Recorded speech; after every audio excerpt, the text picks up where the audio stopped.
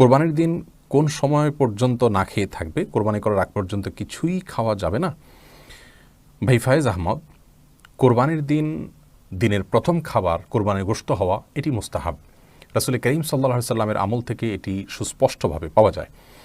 তিরমিজি এবং মুসনাদ আহমদ সহ বিভিন্ন হাদিসের কিতাবে রয়েছে যে নবী করিম সাল্লাল্লাহু আলাইহি সাল্লাম ঈদুল আজহাতে কোনো কিছু খেতেন না বাসায় এসে কোরবানির গোশত প্রস্তুত হওয়ার আগ পর্যন্ত।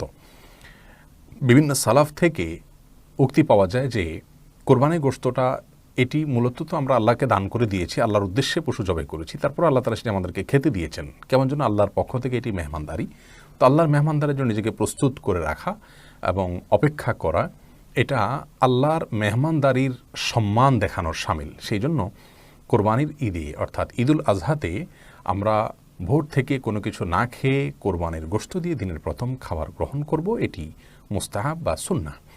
কিন্তু এটি না করলে যে কোনো গুনাহ হয়ে যাবে এমন নয়। কেউ যদি ডায়াবেটিসের রোগী হন অথবা অন্য কোনো কারণে তার খেতে হয়, তিনি খেতে পারেন।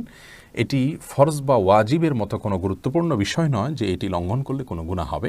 তবে সাধ্য অনুযায়ী এটি রক্ষা করা ভালো। ঈদুল ফিতরে কোনো কিছু খেয়ে খেজুর ইত্যাদি খেয়ে তারপর ঈদগাহে যাওয়া সুন্নত, কিন্তু ঈদুল আজহাতে সেটি নয়, বরং অপেক্ষা করব কোরবানি গোশতের সেটি প্রস্তুত হলে তারপর সেটি দিয়ে আমরা দিনের প্রথম খাবার গ্রহণ করব।